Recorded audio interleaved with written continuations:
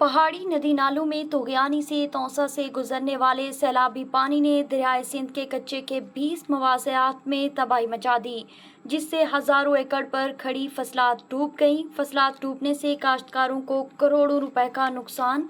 संगड़ के रेले से दर्जनों मवासियात दायरा शाह, नाड़ी शाह, कोटला, मिरानी, लालू, लाल शाह, बोदोमना, ईदा आरई, मौजा जरहा, मौजा आड़ा, मौजा अशरफ, जड़लेगारी, मकबल कलां, दरब्भी, लंगा में शदीद नुकसान। कपास, चावल, तिल और सब्जियां मुकम्मल तौर पर डूब गईं। कश्तियां न होने की वजह से मकामी लोग अभी तक फंसे हुए हैं। दर्जनों मवेशी भी दरिया के नजर हो चुके हैं। हिफाजती बंद न होने की वजह से हर साल सैलाबी पानी तबाही मचा देता है। पना दे कच्चे इलाके मौजूद हाँ जितना रोद कोई संगठन ने तबाही मचा दी है।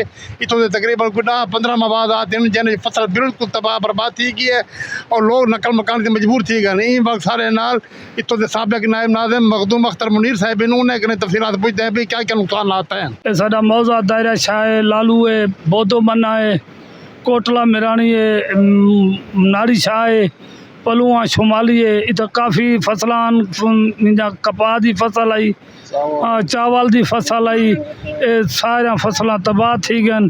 कोई इंतजामिया सारे को हुण तक कहीं नहीं आन के पूछा, हफ्ता थी गए ये रोद कोई दा पानी सारे इलाके को तबाह बर्बाद की वेंदे। सारे बहुत नुकसान थी गन, लोग कहते सारे इलाके दे नुकसान थी गन। लम्मा पलुआ, उभा पलुआ, नाड़ी शाह, कोटला मिरानी, बखरी नो बरामदा, लांगा, सज्जण, वंगोर, लाल शाह, सारे मौजे जरा ना ख़त्म थी गए। 10-12 मौजे इन्हें सारे लोगों की फसलें ही ख़त्म थी गए, मकानात ही ढह गए। इंतजामिया ने हुण तक कोई सारो तवज्जो नहीं दी, ना इंतजामिया आई है। उन्हें कोई इतला दी से भाई ये रोज कोई नए आ गई है हेठ पहाड़ी चो सारे इलाके कच्चे दायरा शाह दे मौजे सारे मौजे जान के इलाके को चेक करो। इंतजामिया आन के लोगों की मदद करे, लोग अपनी मदद आप देता नकल मकानी करें पेन। माल मवेशी भी कच्चे चो हेठ दरिया के इलाके चो रोद कोई दे इलाके चो कटी वेंदन, बाहर अपने बाल बच्चे भी है उतो उदो कच्चे चो कटी आंदन। अब ये दसो कि हर साल शराब बने काफ़ी नुकसान थी वेने आज तक इन हिफाजती बंद क्यों नहीं पड़ाया क्या? इंतजामिया को काफ़ी दफ़ा अच्छे से काफ़ी दफ़ा महकमा नहार लेंदे को पेशते हैं। महकमा नहार को आके से भाई ये मेहरबानी करके सारा हिफाजती बंद बनाया वजे, जबकि सारा ये बंद जरा हुण बनिया गया तौसे दे विच उन्हां ना है बंद दायरा शाह लालू दायरा बंद, जबकि सागू का कोई फायदा नहीं। जरा वो बंद तौसे बनाया गए, वो सारे दायरे शाह या लालू का बंद नहीं है, वो तो तौसे शरीफ का बंद है। तौसे बना दिते ने ना दायरा लालू दायरा बंद रख दिते ने। ये बनाए बंद?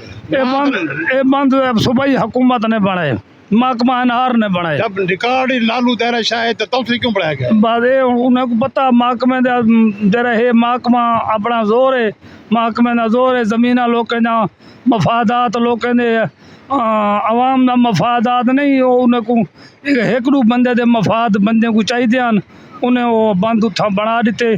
जो जमीन उतो तल वाले बाहर निकलन वो फुटन के हिसाब से बेच के लोग अपना बिजनेस कारोबार बनाई करन, जबकि असा लोग सारे लोग गरीबें फसल तबाह थी गए। ये बंद अगर हेठ सारे इतना बनया वजे तो साकू ज़्यादा इन लोगों को सारे मौजे को फायदा, वो जरा बंद उथा बनया गया एक बंदे को फायदा है।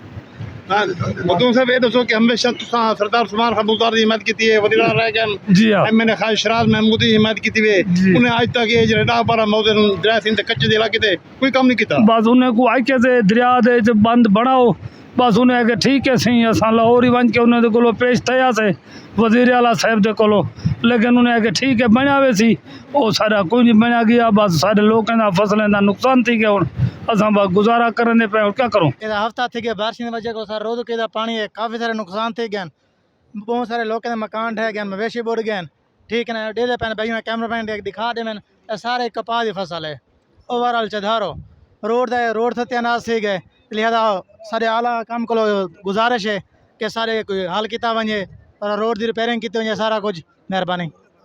मार्का देख गिनो ये सारे नुकसान हैं, सारे हर साल नुकसान थी ने 8-10 साल थी गए अस नुकसान करवेने ने फसलें ना सज सारिया फसलें तबाह थी गए।